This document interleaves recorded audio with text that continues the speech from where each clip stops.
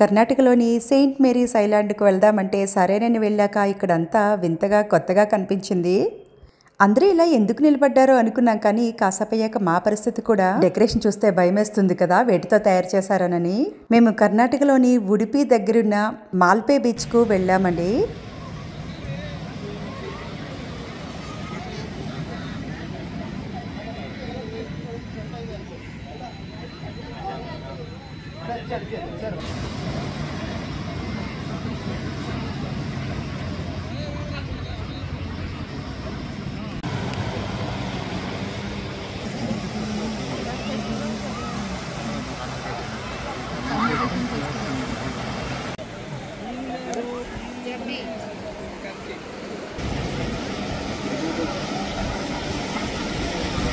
సముద్రం ఒడ్డుకి వచ్చామా, అలలతో పోటీ పడుతూ ముందుకు వెనక్కు పరిగెడుతూ ఇసుకలో గూళ్లు కట్టుకుంటూ ఎంజాయ్ చేసామా అని మాత్రమే కాకుండా ఈ బీచ్ లో రకరకాల ఆటలు ఉన్నాయండి.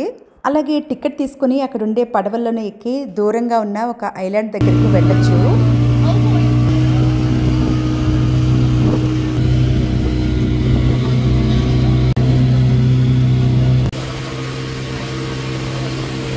చాలా బోట్లు అయితే మళ్ళీ వెనక్కి వస్తున్నట్లుగా కనిపిస్తున్నాయి కదండి. అలాగే వెళ్తున్న బోట్లు వస్తున్న బోట్లతో ఇక్కడ అంతా హడావిడిగా ఉంది.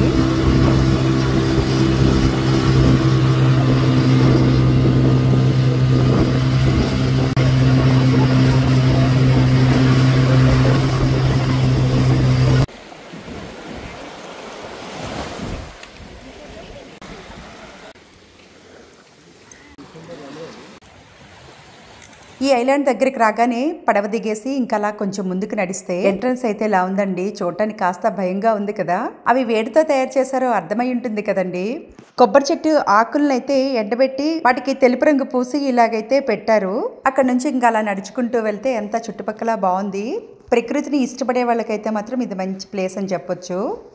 కొన్ని మిలియన్ సంవత్సరాల కిందట ఏర్పడిన రాళ్ళైతే ఇక్కడ ఉన్నాయండి. కర్ణాటక రాష్ట్రంలోని మణిపాల్, ఉడిపి ప్రదేశాల దగ్గరున్న బీచ్లు అయితే మరికొన్ని చూసామండి. అవి కూడా చాలా బాగున్నాయి. ఈ ఐలాండ్లో మరీ ఎక్కువగా జనాలు అయితే కనిపించలేదు. అంటే సీజన్ బట్టి కూడా ఉంటుంది కదండి. సెలవులు అలాంటప్పుడు అయితే ఎక్కువగా ఉంటారు, మామూలు రోజుల్లో తక్కువగా ఉంటారు కదా. అది కూడా ఇక్కడ కనిపిస్తున్నవే కొన్ని మిలియన్ సంవత్సరాల కిందట ఏర్పడిన రాళ్ళట.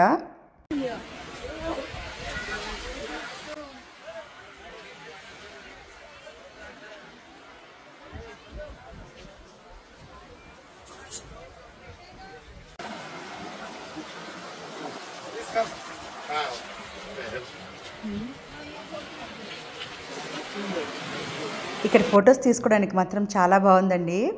ఎక్కడికైనా టూరిస్టులు ఎక్కువగా వస్తున్నారంటే ఖచ్చితంగా అక్కడ కొన్ని షాపులు అయితే వెలుస్తాయి కదా. ఇది బీచ్ కాబట్టి సముద్రంలో దొరికే గవ్వలతో రకరకాల వస్తువులు అయితే తయారు చేసి అమ్ముతున్నారు. ఇంకా వేరే వస్తువులు కూడా ఏవో చాలా రకాలు అయితే ఉన్నాయండి.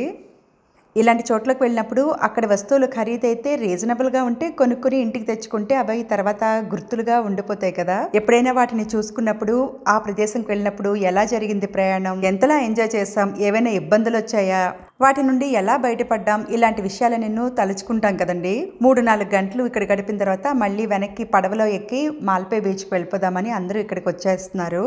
ఇక్కడికి వచ్చిన వాళ్ళందరూ మళ్ళీ పడవల్లో ఎక్కి వెనక్కి వెళ్లాల్సిందే. అందుకే ఇక్కడ వరుసల్లో నిలబడ్డారు. మొత్తానికైతే కర్ణాటకలోని ఈ బీచ్ అయితే చాలా బాగుందండి.